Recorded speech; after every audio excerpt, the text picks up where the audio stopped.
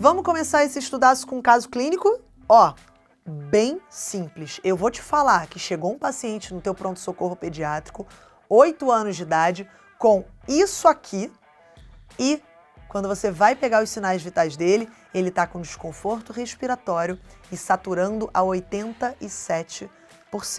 Qual é a primeira coisa que você tem que fazer diante de um quadro desses? Te pergunto, pensa aí rapidinho para a gente começar o nosso estudaço, cujo tema é anafilaxia. Muito prazer, eu sou Joana Rezende, sou professora de pediatria aqui da Medway e eu quero te conversar sobre uma coisa que você tem que dominar, tanto para a sua prova quanto para a sua parte de vida. Eu sempre falo isso, todo estudaço é isso, mas a gente só pega coisa relevante aqui. Fazer o que essa pediatria toda é muito importante, né? A gente é a melhor grande área. Então, quando a gente fala de anafilaxia, por que eu selecionei esse assunto aqui? Primeiro, porque é um dos pouquíssimos assuntos dentro da pediatria que eu tenho que ter dominado muito rapidamente para o meu atendimento. Eu não tenho tempo para ficar esperando, para checar a dose, para checar o que é para ser feito, para demorar no meu diagnóstico. Então é uma das emergências mais, de fato, emergentes que eu preciso dominar, ok? Então isso é um ponto importante. O segundo é que quando a gente fala de prova, e a gente fala, por exemplo, de desordens do sistema imune, a anafilaxia cai muito mais do que, por exemplo, imunodeficiência, que às vezes deixa a gente muito mais preocupado. E eu vou até te falar, é muito mais fácil. Então a chance de você acertar uma questão de anafilaxia é muito maior. E o terceiro ponto é que recentemente, em 2021, a gente teve uma mudança de critérios pela Sociedade Brasileira de Pediatria para a gente aumentar a sensibilidade do diagnóstico de anafilaxia. A ideia é que a gente não perca mais diagnóstico de anafilaxia. Eu sei, você também sabe, e o Padilha vai ficar orgulhoso aí de mim, que quando a gente aumenta a sensibilidade, a gente também aumenta a chance de falso positivo. Só que, dada a gravidade do quadro de anafilaxia, eu prefiro pecar pelo excesso do que deixar algum quadro passar e não administrar a medicação principal da anafilaxia na hora certa. Vamos falar então de algumas coisas aqui de epidemiologia bem rapidinho. A anafilaxia é um quadro até que bastante comum. A gente pode pegar aí casuísticas de até 100 casos em 100 mil pacientes. E olha só, mais importante que isso é que quando o meu paciente tem uma anafilaxia, a chance dele ter ela de novo, de repetir o quadro de anafilaxia no próximo ano, nos próximos 12 meses, é muito maior. Então, olha a preocupação que a gente tem que ter, ok? E quando a gente fala aí de anafilaxia, geralmente o quadro é um quadro alérgico, tem uma anafilaxia, tem uma resposta IgE por trás dessa anafilaxia. É incomum a gente ver anafilaxia por outros tipos de fisiopatologia. E quando a gente fala de quadro clínico, eu preciso que você saiba exatamente os critérios que estão aí junto com a gente. São 2 critérios atualmente. Pode ser que você lembre dos antigos, que eram 3. Ficou mais fácil, ficou mais tranquilo. Vamos aos pouquinhos? O critério obrigatório para os 2 critérios é que o quadro tenha uma evolução rápida. Não é uma coisa crônica, não existe uma anafilaxia que vai se desenvolver ao longo de semanas. A anafilaxia ela se desenvolve em um curto espaço de tempo, geralmente depois da exposição a algum alérgeno. Esquece essa parte do alérgeno rapidinho, vamos pegar esses 2 critérios. O primeiro critério é um critério que não depende da exposição do alérgeno. Ele é um critério que vai pegar o principal comemorativo clínico que vai responder pela anafilaxia. O que a gente pensa imediatamente quando a gente pensa em anafilaxia? Eu não sei você, mas eu penso em urticária, eu penso em angedema. Quando eu penso em urticária, é aquela lesão que eu mostrei para vocês. Placas elevadas, com um centro mais central, uma lesão eritematosa um pouco mais difusa. Às vezes elas coalescem e isso, tradicionalmente, é o meu quadro de urticária. Coça pra caramba. Angedema, aquele edema em regiões de tecido conjuntivo um pouco mais frouxo. Estou falando peripalpebral, estou falando peribocal, peri aqui orificial. Então eu posso ter esse paciente com um edema muito significativo, o lábio incha, o olho incha, e isso para mim vai configurar um edema mais endurecido como um angedema.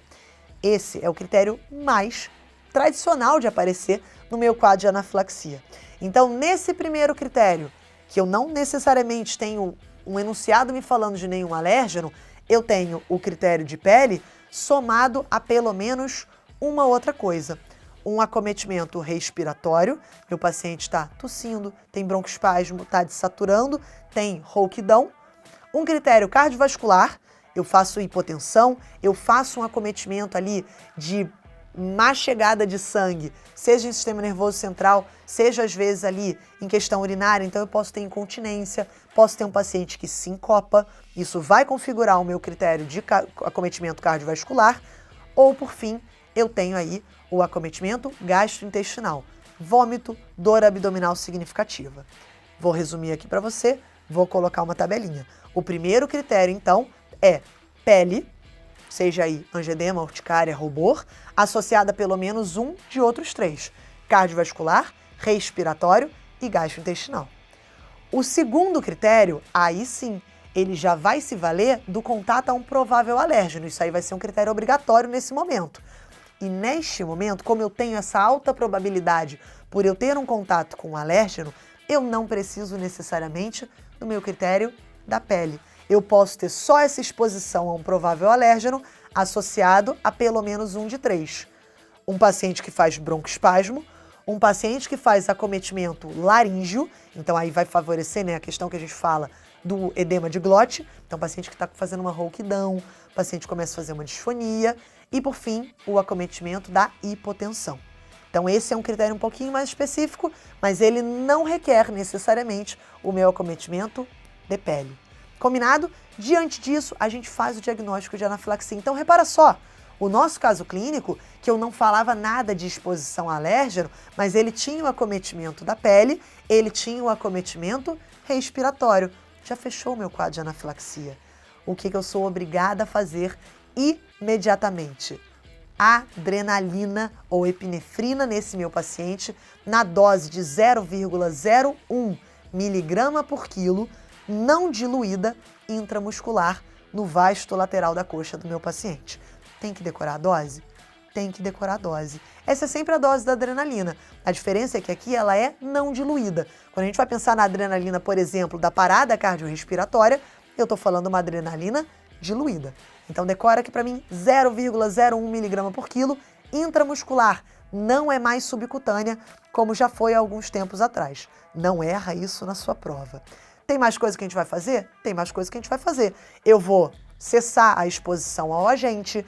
Se ele tiver, poxa, um pouco mais hipotenso, eu posso botar ele mais deitado, desde que o paciente não esteja vomitando. Eu posso fazer solução cristalóide para melhorar a volemia desse meu paciente. Se ele estiver, poxa, desaturando, que nem esse nosso paciente, eu vou fazer oxigênio terapia suplementar. Eu posso fazer broncodilatador, se existe uma sibilância difusa nesse meu paciente. O que mais que eu vou fazer? Corticoide e antihistamínico.